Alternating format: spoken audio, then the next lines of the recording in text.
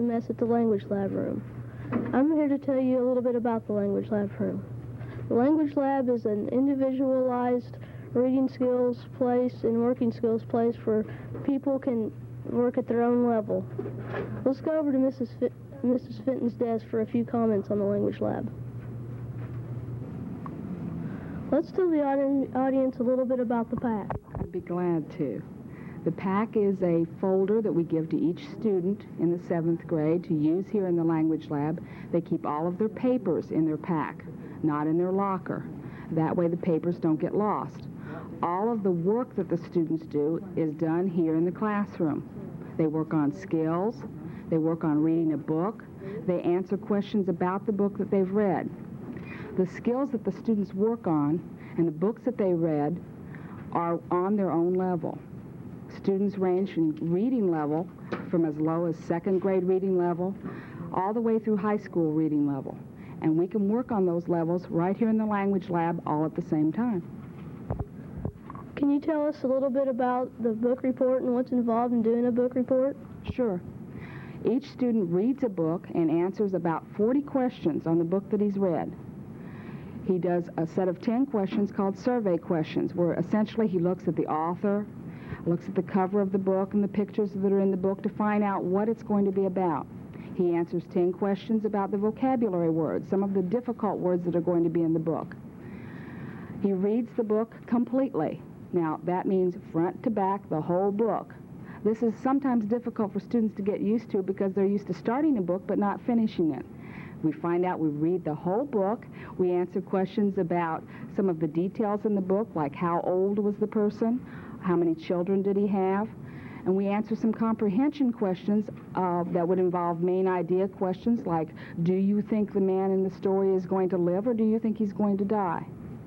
Then the student writes a report about the book. Essentially, he retells the story on paper in his own words from beginning to end to show me that he understood what he read. Okay, now let's give the audience an idea of what a skill is and what you do in the skills. Okay.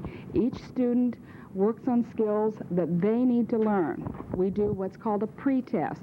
We check to find out what they do know and what they don't know. You remember we checked you on main idea, I believe it was. We also checked you on alphabetizing. Bill knew about alphabetizing, but perhaps main idea might have been difficult for him. So that's what he studied in the Language Lab. While he's studying and finding out how to work on finding the main idea of a story, another student might be working on alphabetizing. Yet another student might be working on prefixes, while another student's working on, let's say, you finding words in a dictionary or choosing the correct definition in a dictionary. Now let's meet some individual students. Hi, what's your name? Aaron John. And what are you working on? I'm working on skills. What's involved in doing a skill? Well, I tear some work pages out of my skills book, and then I work on them. Any particular skill you're working on? Right now I'm working on locating information. 2, 1. What specific skills are you working on? Right now I'm working on locating information. And what's this? It's an example of a table of contents, and on this page I'm answering questions. Like, for example, number 1, it says, from the table of contents you can tell that A, star clusters are immobile, B, all galaxies have been discovered, C, space is one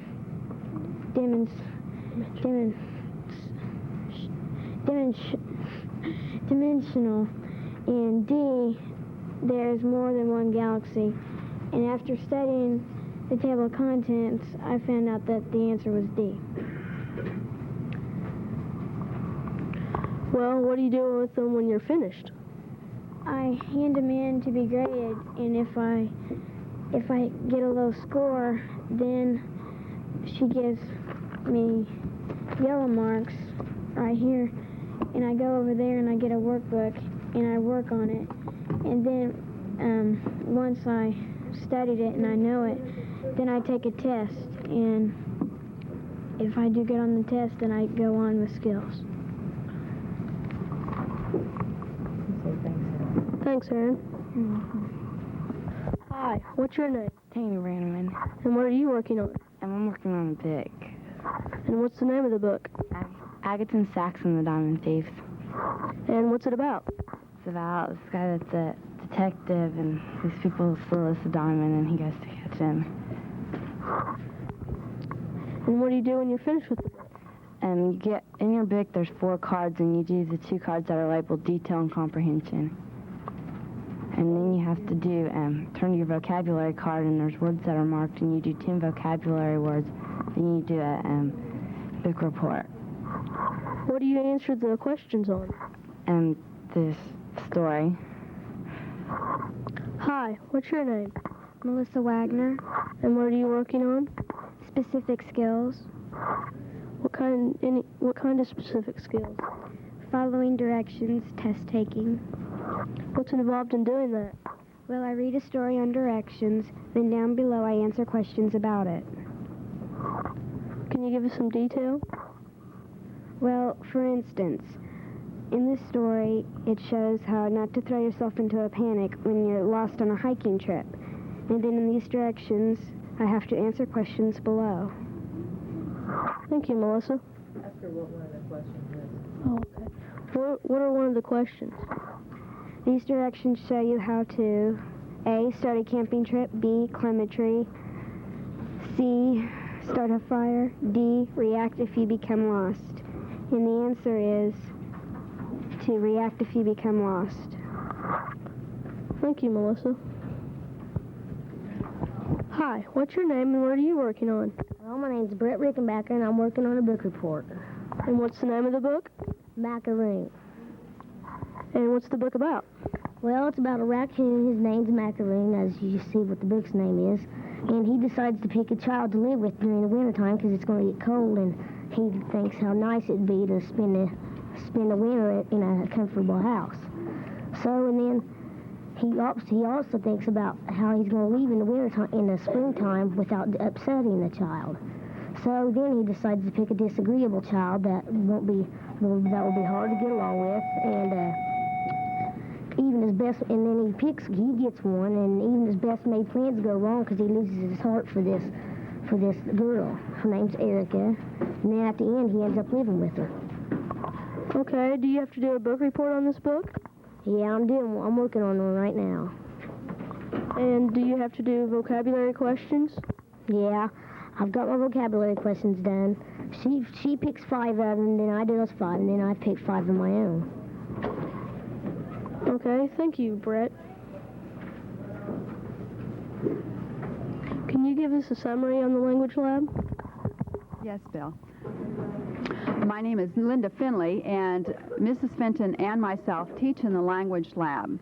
We have usually 2 classes in here at one time, and both of us teach here together. We have our own students, though, but we help each other's students. We also have an aide, Mrs. Armstrong, who helps us, and we also have an 8th grader who helps because we had a lot of filing, a lot of grading of papers to do.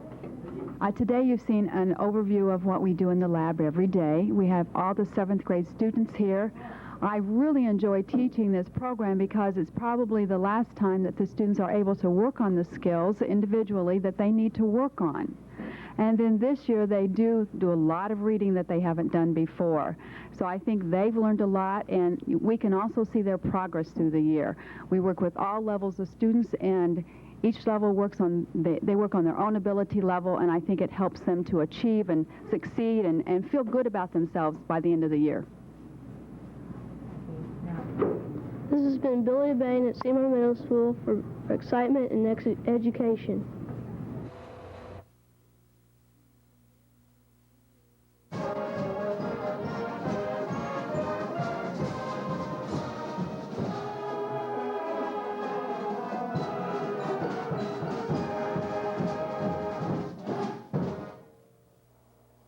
Music was played by Seymour High School Band under the direction of Steve McGrew and Ellen Meyer.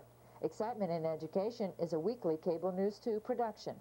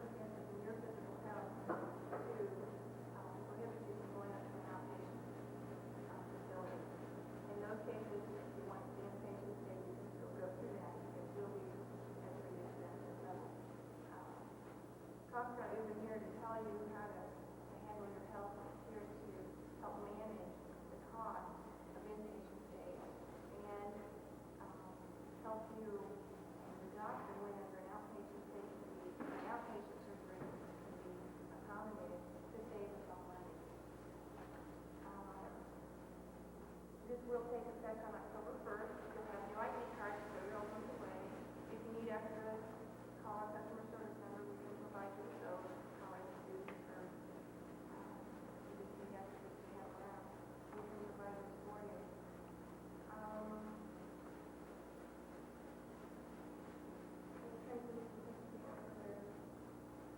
Any questions you have right now?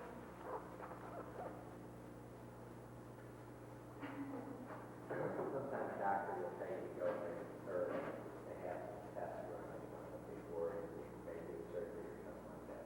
Is that normally covered? Or? Those are covered under your normal plan. You'll probably have those on an outpatient basis. If your doctor recommends you for blood work or you recommend the blood work then it'll be recommended that you do an independent into the hospital and have those done on an outpatient basis. Once you call and advise that you're going to have that surgery, they'll advise you after talking with your physician, go ahead and do those ahead of time. Your physician will arrange that for you. And then if you go as an inpatient, then that eliminates something. That might eliminate something at one time. Three weeks for tests and then have to do surgery. If we feel that those can be done on an outpatient basis ahead of the surgery,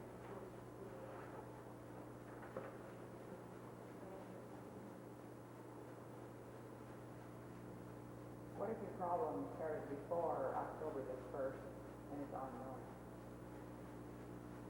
if you go into the hospital after October But if you have to have surgery, follow-up surgery later. it doesn't matter what the diagnosis is or what the reason is that you're going to the hospital. You just need to be certified that day. And it won't have anything to do with it. There's no previous surgery or previous accident.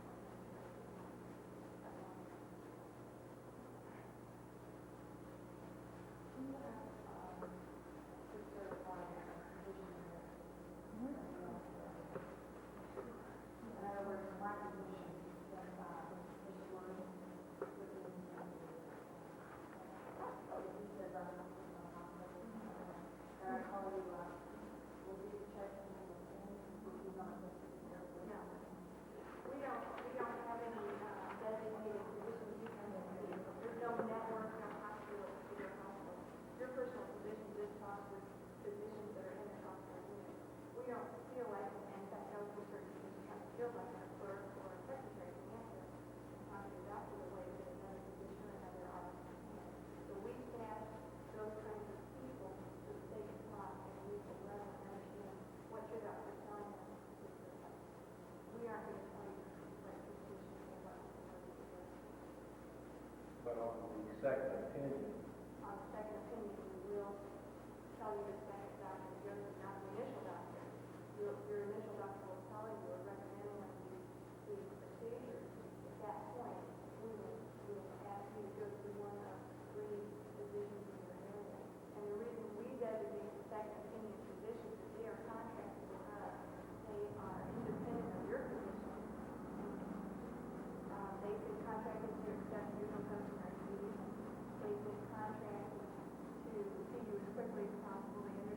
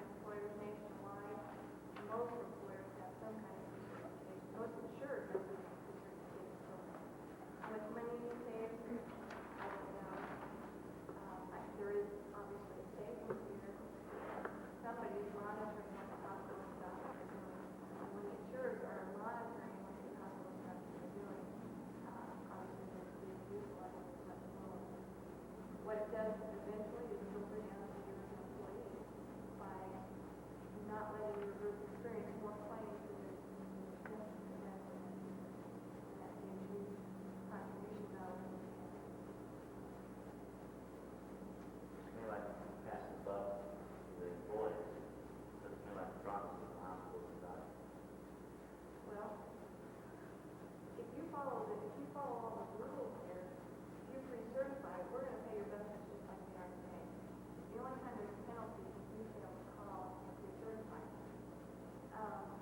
If your doctor recommends that you stay for a day that we don't pre-certify, you're right.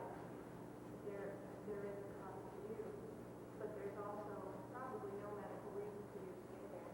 We don't make a habit of not pre-certifying days just because we say you're going to stay 3 days and that's the guideline. When your physician realizes there's a medical necessity, you can justify that to us with no problem to me as a pre-certified. It's not very often that somebody is denied a coverage day when there's a medical necessity. On the second opinion, do you go ahead and pay it through the same process of terminating it? No, we pay You for pay that. for it. And that's one of the reasons we have those networks and those contracted physicians, so we can pay them automatically. You don't have to do research. What is the second, third, fourth opinion? If you go for the second opinion, it doesn't concur with the first, you can go for a third and a fourth at our expense. If the first doesn't concur with the second, third concurs with the first, ultimately you go back to your primary physician that you initially saw. They will conduct the surgery. We will pre-certify if there is at some point down the road that obviously, if you personally, if the second, third don't concur, there's a problem. With your primary physician, you need to think about that personally, why you're running that. Aren't you losing yourself over for lawsuits? You can go ahead and have surgery if you want to. We're not telling you you can't have surgery. We're just telling you that if the second or third or fourth don't concur with the first, we're going to assess a penalty if you want to do that. We aren't telling you you can't have it. We're telling you that your insurance benefits will be reduced. There's one thing, you have a doctor recommends you have surgery. And then you're expected to get a second opinion. Second doctor says, no, you don't need a surgery. Right? Then you go to the third doctor says, no, you don't need surgery. Okay, then later on you have a problem. Because you say, hey, they said I don't need surgery. And something comes up, the first doctor was correct. Well, I suppose so. Chances are with 3 or 4 qualified physicians, something's going to come up with the reason. There's going to be some that's not going to likely say there's a diagnosis, no medical necessity. I couldn't see that if 3 or 4 opinions, that's what I want to do. I think that, I'm sure there's a lot of research.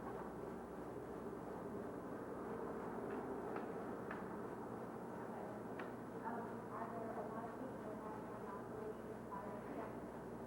And doctors that are lower? You don't have to have it by your second opinion doctor at all. You would have surgery performed by your physician who saw initiative. We have to go to those particular physicians because we feel that they are independent of your primary physician. We wouldn't want you to go to your physician and then go to his partner. We feel like that the doctor we recommend is and are contracted to accept the fees that we pay. And they're contracted to the fee where you don't have to be involved in If there's a cost difference is what I'm asking, then we would have to pay the additional cost. No. If you wanted to go to the second physician, that's your choice. You don't have to. It doesn't matter what his fees are. We aren't going to ask what his fees are, even when your physician was their fees are for surgery rather than the surgery for fees. Oh, that's not the reason we're going. The We're reason going to stop for the second one is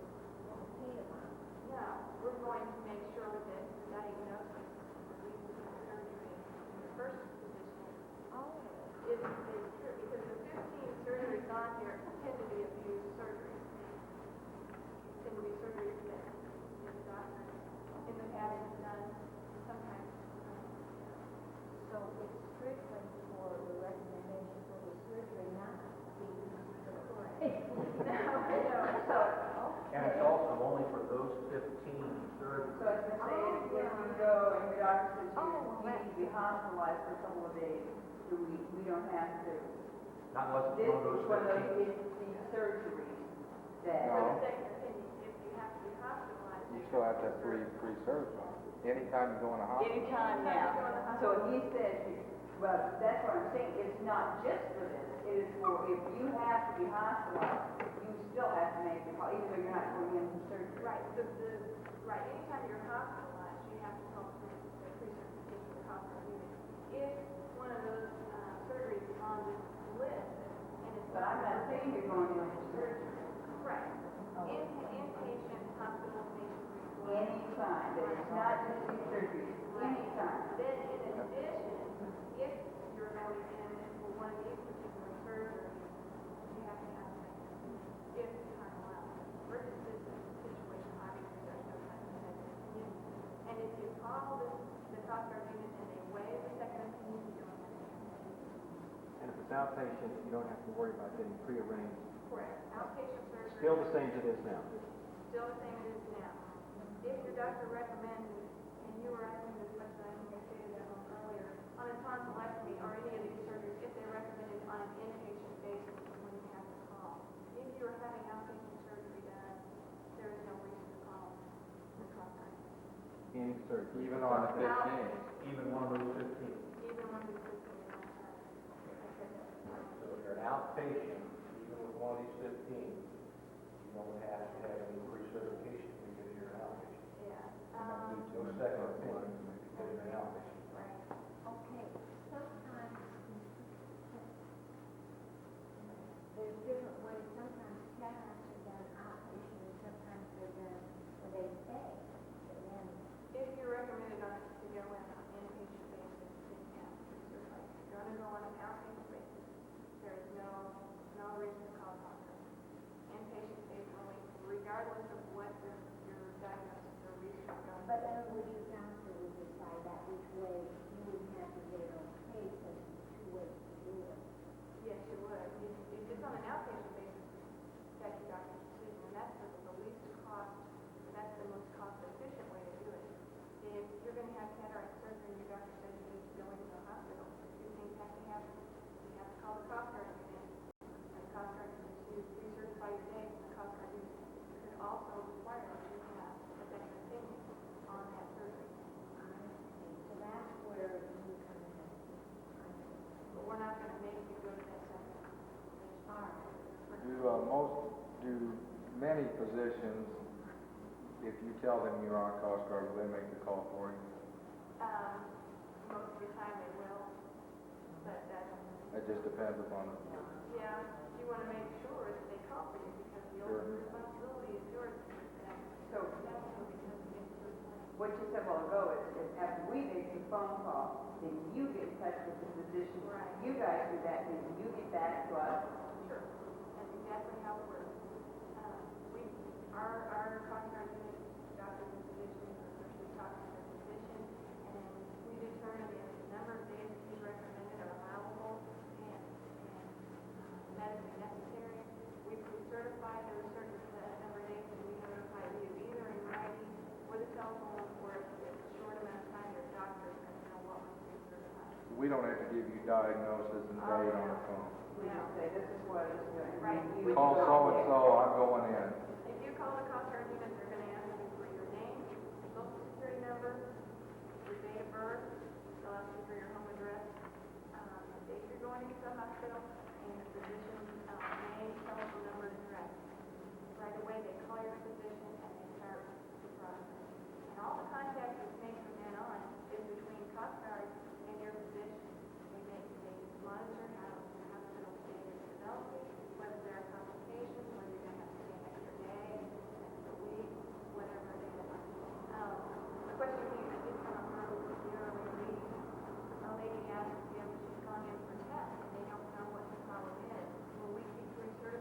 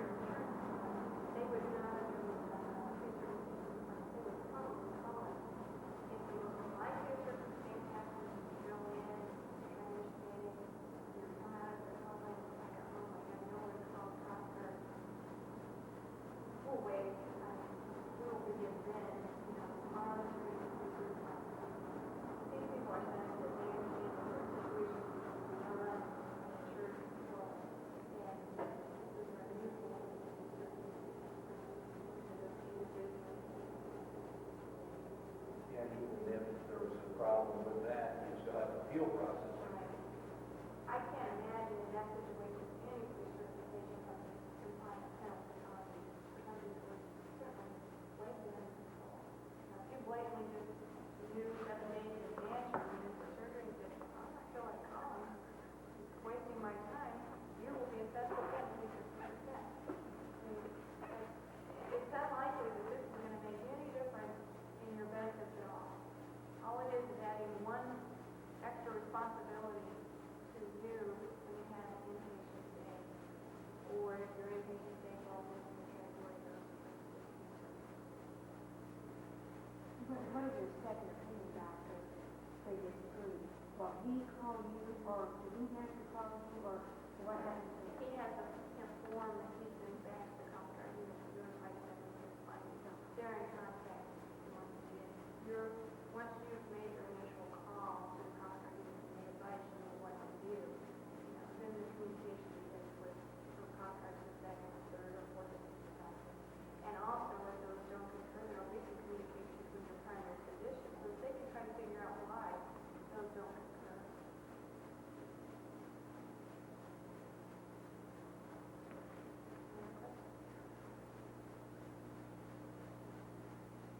It's really not, it's not a big imposition, as you might think it is right now.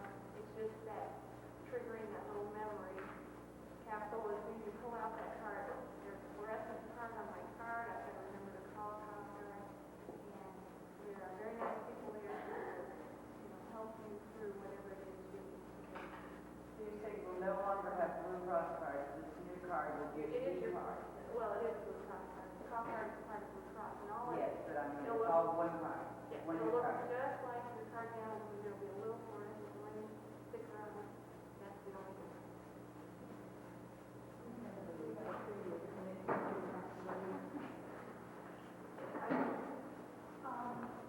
Blue Cross Network, if you connect with, like, other states, so if you have to have a second opinion in another state, would you call Blue Cross Network? Yes, you're called agent to know that it's in here. And if you're inside again, one of them, who knows how you what to do. So if you have a situation, if it's an emergency situation, it'll be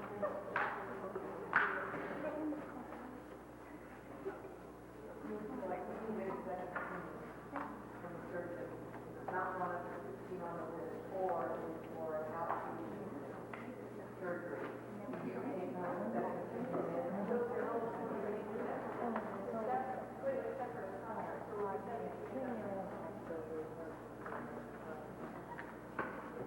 If you're outpatient and you have to stay in a room part of the day, will that be paid for? there's a certain number of hours that they are designated for outpatient and usually your physician will probably make sure that you're on an outpatient basis.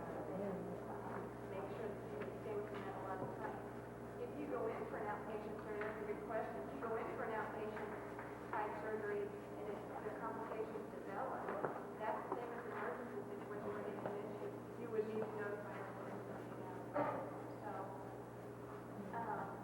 we, not just Blue Cross, but with some other insurance that I've worked with previously,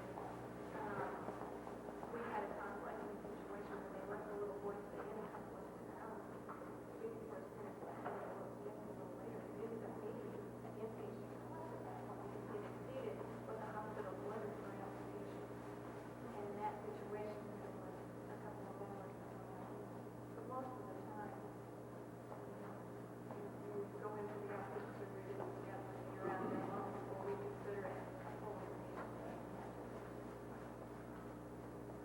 Like if one of my children had to go in just to the emergency room for like a broken arm or something, which I hope they don't, that has nothing to do with this, that's outpatient. Right?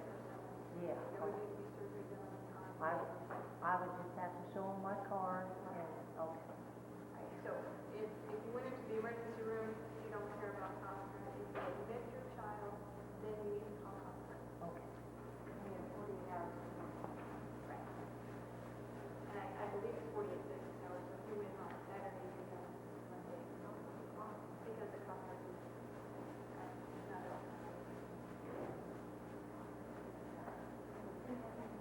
Now, this number to call, can you call this number anytime of the day or night, or? No, they have regular business hours, and I think they're stated in the book.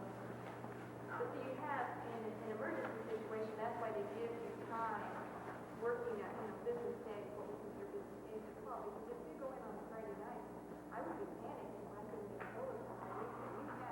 You have, even if you're already, you've been admitted and whatever, sickness was taken care of and you're out of the hospital, then they go back to work. You call them on Monday or whatever, and then they go back to work. They'll, retroactively return time when necessary. Emergency situations will certainly be taken into account. If you can't notify a Coast Guard or anything for you until, when they release it.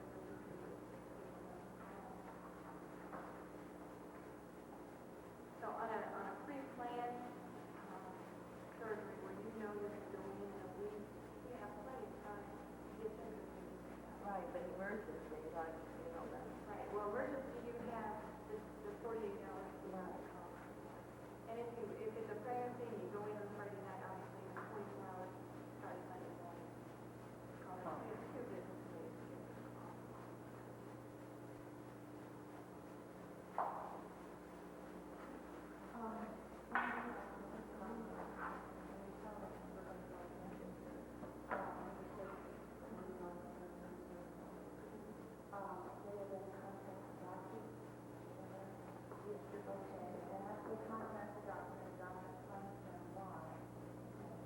They will either talk on the phone or they will give us a letter in writing. They will give you a letter in writing no matter what.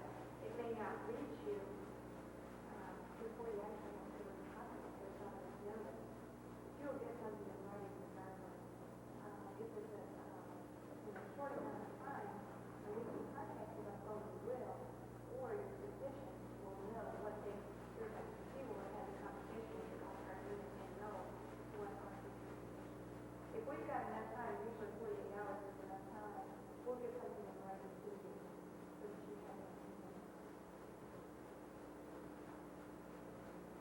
If you have questions, you can call the customer, you can call our customer service lines anytime.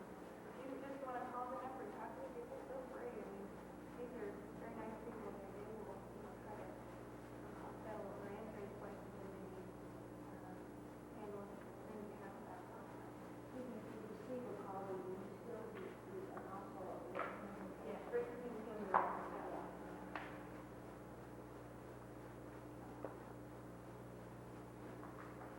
Another question? Well, Perry, thank you very much. There will be another time. Well, it's about that time. I'd like to welcome you to the meeting tonight. The purpose of the meeting is for Accordia School Benefits to explain a new feature in our group medical health program, which is called Cost Guard. And with us tonight to explain this feature is Sharon Jones, who's our account representative from Accordia School Benefits. Sharon? Okay, if anybody cannot hear me, please let me know and I'll stand up. Otherwise, I'm going to sit because it's been a long day today, so if you don't mind. But if you can hear me, please let me know. As John said, we're here to talk a little bit about the Cost Guard program. And this is a cost containment provision that has been added to your existing program effective October the 1st. Cost Guard is a healthcare management system that allows your employer to work with us and to work with all of you to help control some of the rising healthcare costs without any reduction in your benefits. Cost Guard is the kind of a program that can work right along with whatever level of benefits you happen to have at this particular school. It does that through a number of different controls that are in place or a number of different ideas that have been put together in a package. I've got some of these booklets that we're going to be handing out. You want to do that now or you want to do it at the end? Tell me what you want. You want to go ahead and give them there. The booklet outlines the Cost Guard program, and what I want to do is just go through here kind of briefly. This goes into a lot of detail about it, and quite honestly, this makes the program sound very negative, and I don't think it is a negative program. And so as I explain it to you tonight, hopefully you'll have a good understanding and you'll agree with me that it is a program that requires very little really on your part. Cost Guard mention these particular controls that are designed to eliminate unnecessary charges, inpatient charges. It doesn't have anything to do with limiting your quality of care. In fact, it works with your physicians and with the hospitals to be sure that you're getting the very best care. But on the other hand, and on the other side of that, we want to be sure that the care is being rendered in the most appropriate and sometimes the least expensive setting. The first control is something called pre-certification on an inpatient admission. If you're looking at the first page, if you'll kind of look through the booklet with me, on page 2, it lists the 8 controls that are in place with the Coast Guard program. Number 1, 3, 4, 5, and 6 kind of all work together, and I'll explain that a little bit to you as we go through. We'll have to touch on each one individually, because I think when we talk about the pre-certification, you'll understand what I mean when I say they work together. The pre-certification requirement asks you to become a little more involved in your health care. Anytime an inpatient stay is planned, this is going to be an elective surgery, maybe an elective medical procedure, something that you know about in advance. You're going to be required to contact the Coast Guard unit. Now, the telephone numbers for the unit are on the back of this booklet. There's a toll-free 800 number if you happen to be close to Indianapolis or in the Indianapolis area. There's also a phone number for that. It will also be on your cards. Many of you have received your new identification card, and there's a bright orange alert sticker on the card that also has these telephone numbers pre-printed on there. You'll need to contact the Coast Guard unit and explain to them that your doctor has prescribed an inpatient stay. At that point, the professional staff in the Coast Guard unit will contact your doctor and work with him to determine the medical appropriateness of the stay, the length of time he believes you're going to have to be hospitalized. We'll also explore some options with him to see if the kind of care that you're going to be receiving can be done on an outpatient basis. That's where the ambulatory surgery incentive comes in. If you have a procedure that you have no other medical condition that merits an inpatient stay, and your doctor says, sure, we can do it on an outpatient basis, then that may be the best route for you to take in that case. Another example of pre-certification at work in the area of pre-admission testing. A lot of times the doctors will admit you to a hospital a day or so early so that they can have the laboratory do all the diagnostic tests, blood tests, just a general lab workup, particularly if you're going to be having surgery. If they're not going to be treating you for a couple of days, there's really no reason why you can't have that testing done on an outpatient basis and stay home another couple of days, which you'd probably rather do anyway, and go into the hospital early on the day that they plan to begin your treatment. The same would be true on the weekend admission deterrent. If you're going to go in on a Friday and your treatment isn't actually going to begin until Monday, would you rather stay home for the weekend and go in on Monday morning? So those are the controls that work in conjunction with the pre-admission certification. The continuing review that you see there simply means that once you are hospitalized, our staff people will continue to monitor that stay, working with your doctor or with the nurse on the floor at the hospital where you happen to be, to determine if you're going to be discharged when the doctor said that you would be.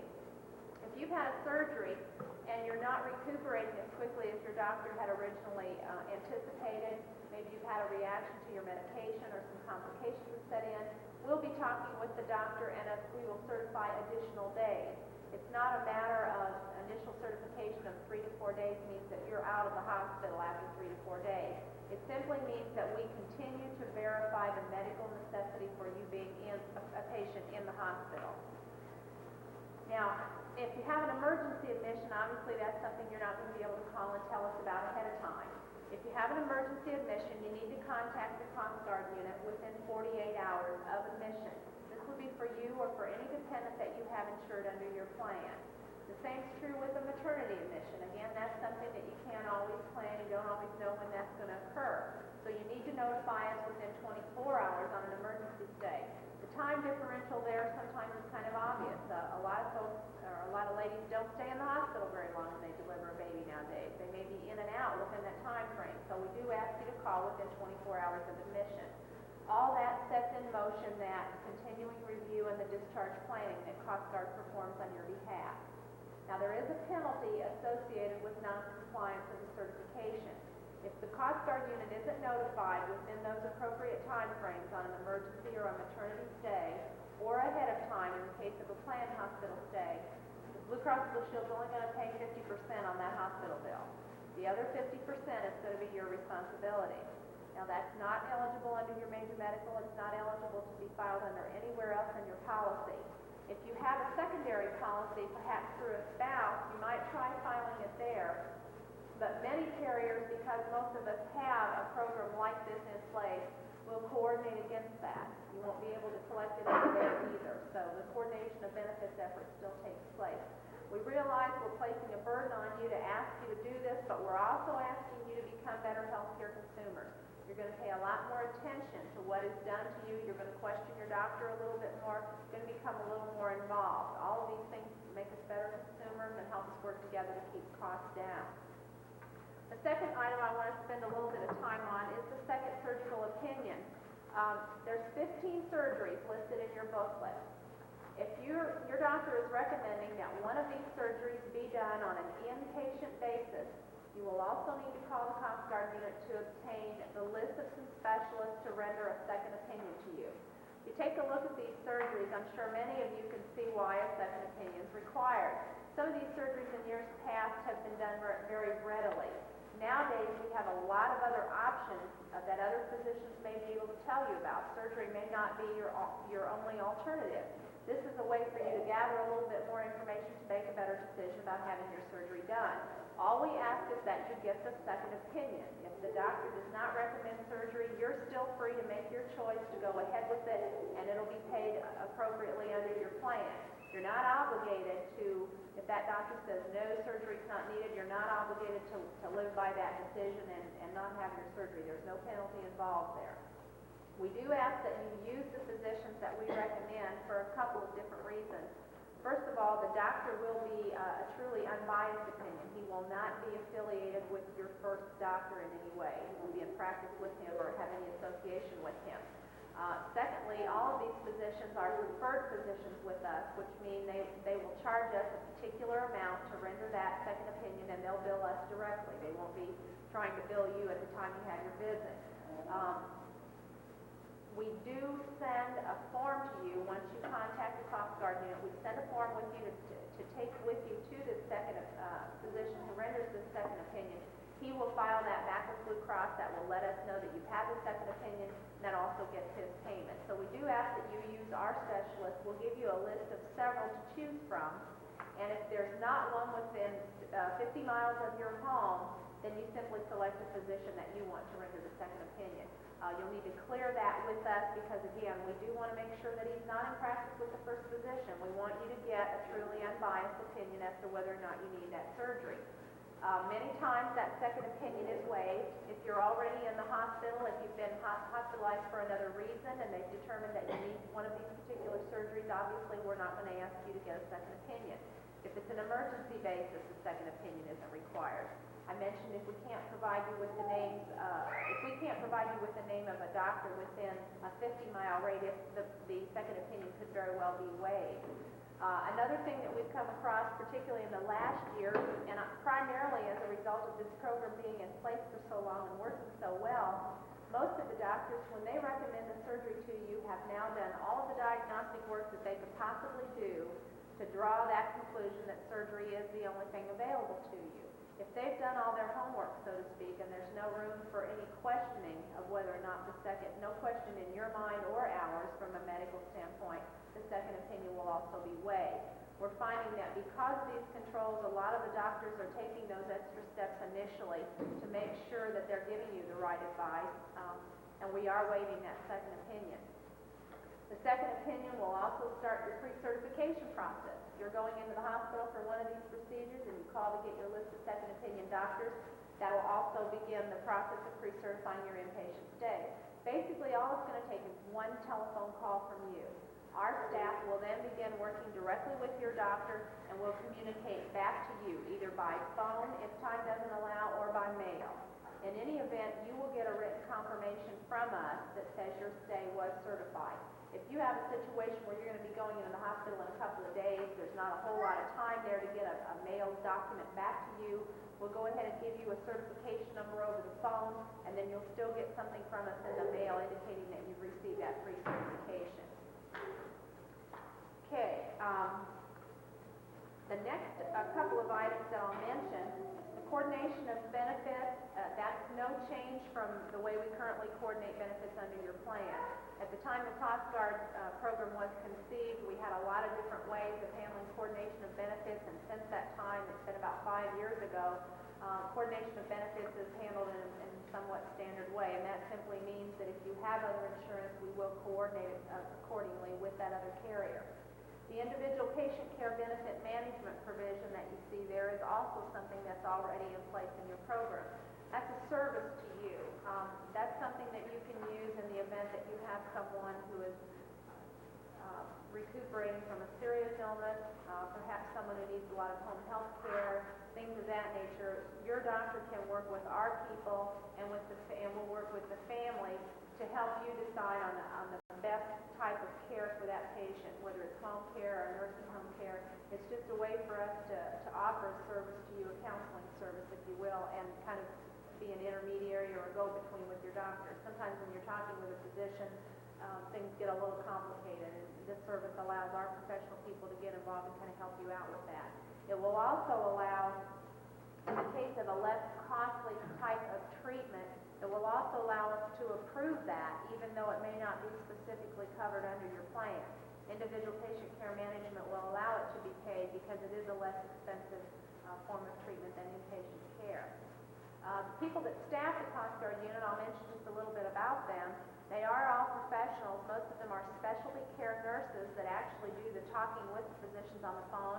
We have physicians that are also on staff with us. They're actually paid by Blue Cross and Blue Shield to act in a somewhat of a consultant mode. And then we have independent consultants that we use in case there is an appeal or someone expresses a concern with a decision that someone in the Coast Guard unit has made. We use independent specialists who are not paid by Blue Cross to help us render an appropriate decision.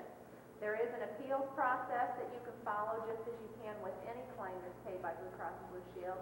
If you don't agree with the certification, maybe the number of days we've certified, you can have your physician appeal at that point, or you can appeal it, or after a penalty has occurred. You can also appeal the decision at that time.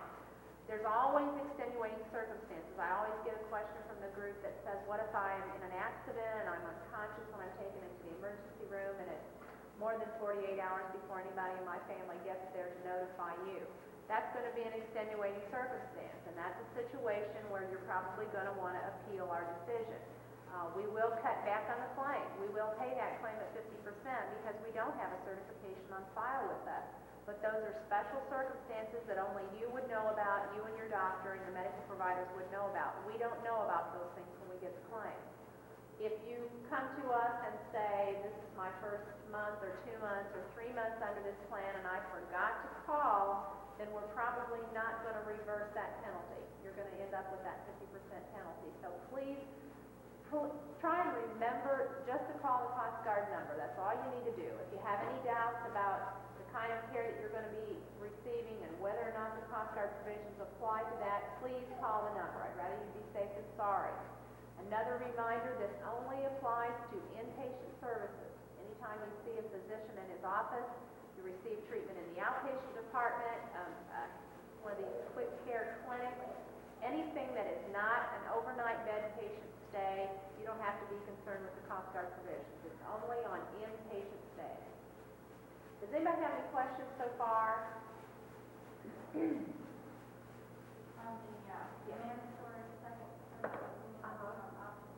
Yeah, I'm sorry, that option 1 is not really available any longer. Yeah, it's option 2. You don't have to get an opinion that confirms the need for surgery.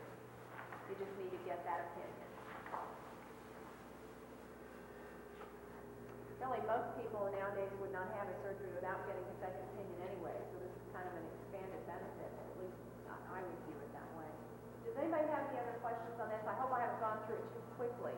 I guess I tend to simplify it because it is a simple program. Some of you may perceive it to be a nuisance to make that telephone call. And granted, if you have an emergency situation, it's very likely that you won't think of calling us right away.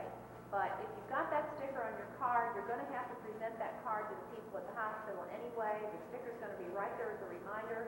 Let your family members know that you have this. You know, anyone that's in your household that's going to be covered by this, be sure they're aware of it. You have kids away at school, their ID cards will bear the sticker also. If you have an extra ID card printed for them, just be sure everybody that may be involved in your situation knows that pre-certification is required. Tell your doctor. When you go in to see him, they'll write it on your record in the office. Just be sure that the appropriate parties know. Many times the hospital will call for you. If you're going to be admitted, or your doctor's office, the nurse will say, well, I'll take care of it for you and I'll call Coast Guard. And that's great, but you need to get back to them and confirm that they did call on your behalf, because you're the ones that are going to suffer the penalty, not the provider.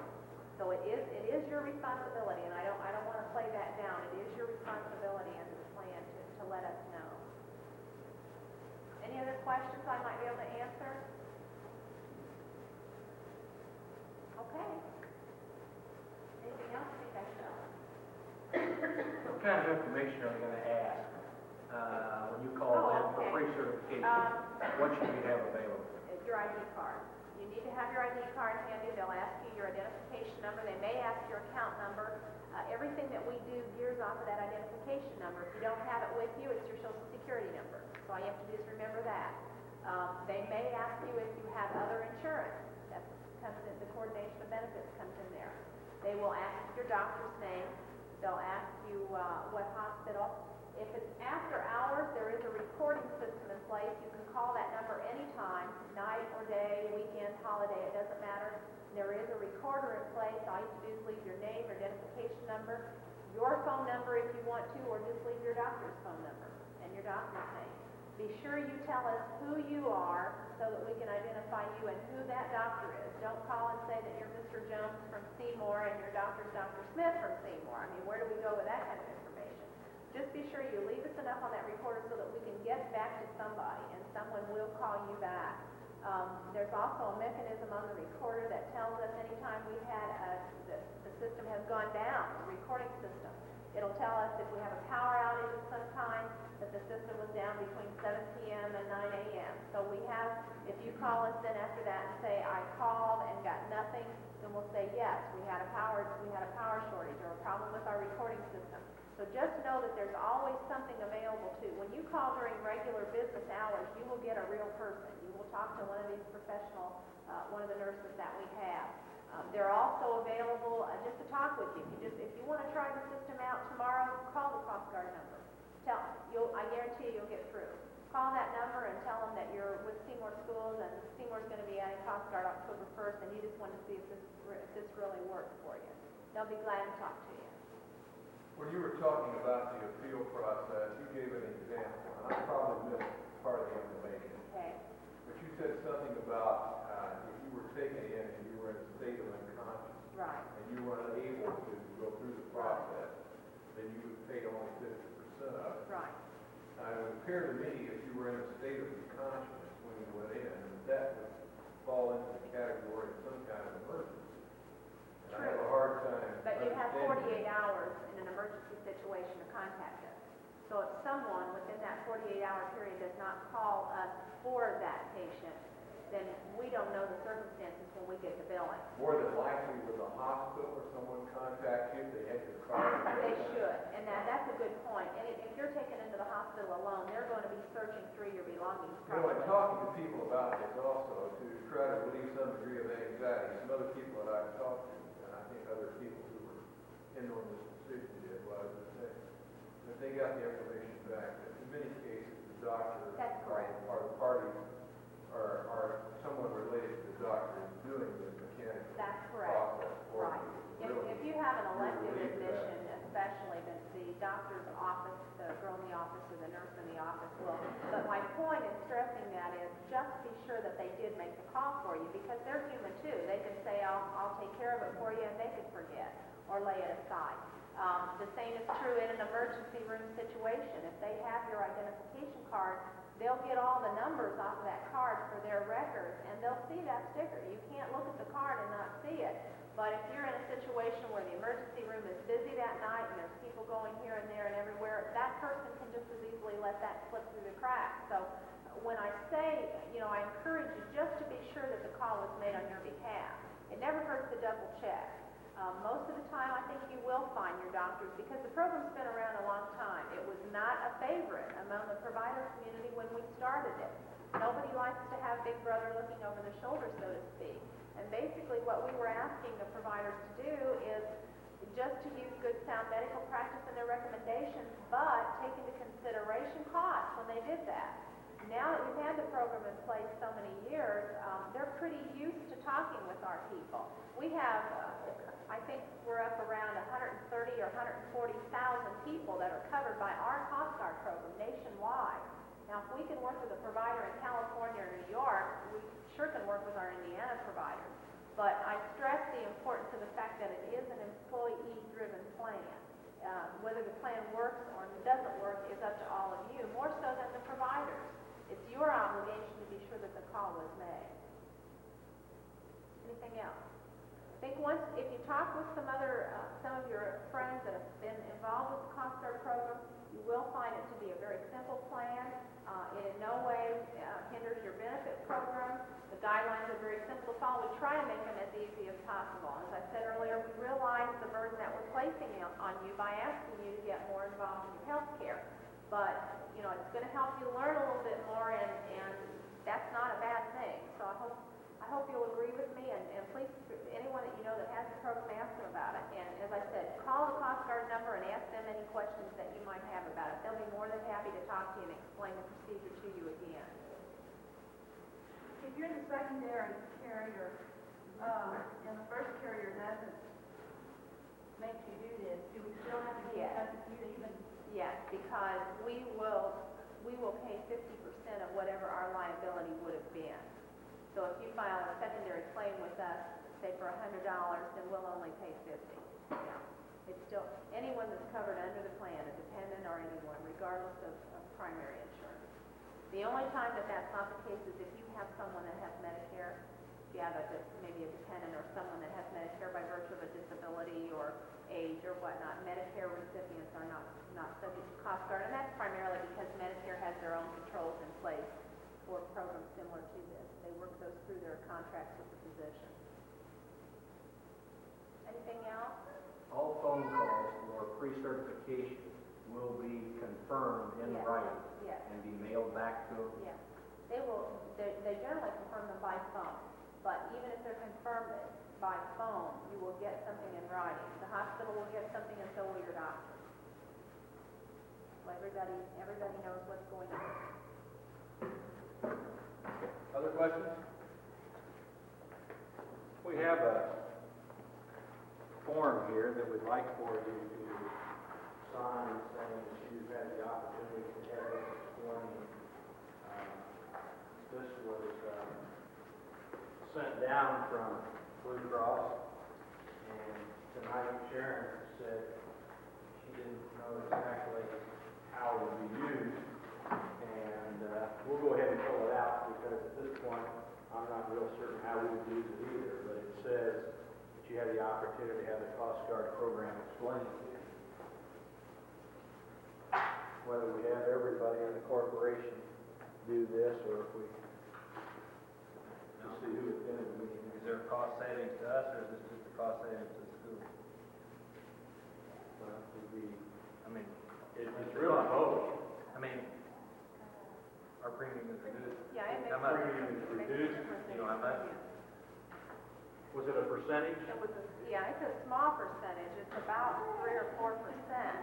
But your savings with the program, you're hoping to save with the program as time goes by too, by implementing. That's what a cost containment program does. It helps to work for you in the future as well as now. I think this package on a family was around $10. See. It's a way, as I mentioned first off, it's a way to help do something about the cost, and at the same time, small as it is a rate differential. But it's a way to do that without lessening your benefits. And, quite honestly, many schools are looking at considerably reduced benefit packages in order to offset the significant cost increases that that they're experiencing this year. So this is an opportunity to help with some of that without really changing your benefit package at all. Higher deductibles, comprehensive, very simple. Now, this is really just a Coast Guard booklet for all Coast Guard programs. We will receive one that will say Seymour Community Schools, Right, correct? you get your own benefit booklet, and many of you probably already have a copy of something that looks like this. And That's the old one. this is an old benefit booklet, and you'll get one exactly like this that will have the Coast Guard information incorporated into it. So that'll be current. forthcoming. These should be ready, I would say, the next 3 or 4 weeks, and I'll bring them down and leave them with John. We'll send some of these out to all of the buildings, have some administration office in case somebody would like to have one. They can pick one up at the building level office or come by the business office at the administration building. And as long as we have them, we will distribute it. Try to share this information with your fellow employees because we don't want, and Accordion does not want to have a penalty on an employee. And we're going to start this October the 1st, so we don't want anybody to get caught saying, I didn't know. And we're doing our very best to inform our employees, members of this program, of what their responsibility is. Back to situations down the Mayhem and so on. If you were unconscious and no one did call in, they don't pay 50% on that? Because how would we know that you were alone at the time you were admitted? See, the only thing that we're going to know is whatever diagnosis that person was admitted to the hospital with, whether it's an accident, maybe a heart attack. All we're going to know is that that person was admitted for this reason. We're not going to know, number one, that they were alone. We're not going to know any of the particulars about that case other than what we get on a claim from the hospital. Sure. That's probably the first time you're even going to realize that the penalty has been applied is when you get your summary back from Blue Cross and you see we've only paid half. And then you'll say, somebody did, oh yes, I didn't call or and at that point, then you need to contact us to begin the appeal process so that we have all the facts to look at something like that. But, when you're dealing with claim forms from providers and computer systems that read all of that, a computer system can't second guess what may or may not have happened. Now, after the hospital, though, would say contact you and you remain in a coma. Now there's going to be communication from physician to Coast Guard unit. As soon as we're notified by anybody, the communication process begins. And Then you wouldn't be. The patient's not in the middle of any of that. Then you would not be looking at a 50% reduction if you know about it, and they would say in their monitoring, this patient is still unconscious. Right. Or that won't matter. We'll be in touch with the physician to get the whole medical scenario of the patient. We'll monitor the state from that point forward. But yeah, anybody that calls will trigger that process, and as soon as that call is made, something is loaded into our system that says pre-certification or certification occurred. 48 hours for emergency, 24 for maternity. Right. 24 hours, 48 hours, or working hours when your office is open 24 and 48. That's why I think because of the network of we have recording a systems. recording system and general work. When I say general working hours, those are 9 to 5 when you talk about talking to a human voice when you call those numbers. But any other time, call in the middle of, hospital admissions occur in the middle of the night, so call any time and you'll be able to leave a message on that recorder. I think if any of you, hopefully none of you will have an opportunity to work this program anyway because you'll stay out of the hospital. But if you do, I think you'll be very pleased with the results when you do have to call that unit and talk with any of those folks because they're excellent. Most of those gals are, and I say that, you may have some male nurses in there, but most of them are gals, and they are specialty nurses, and they work in the area of their specialty, whether it be psychiatrics or they are very good at contacting the physician wherever he may be. They can track those guys down, and they do that on your behalf. So they're very good at their job. It's a nice program that works well.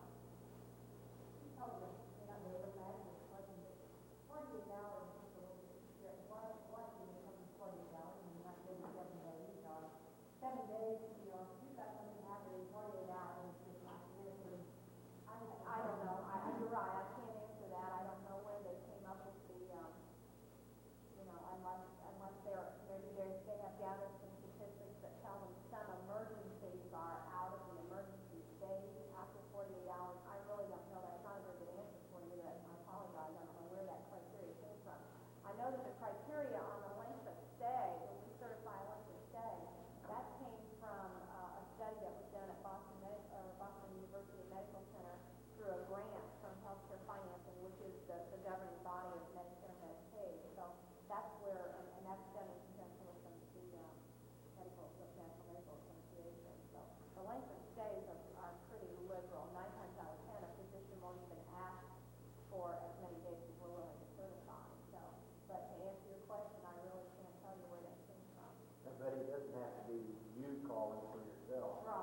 member of your family.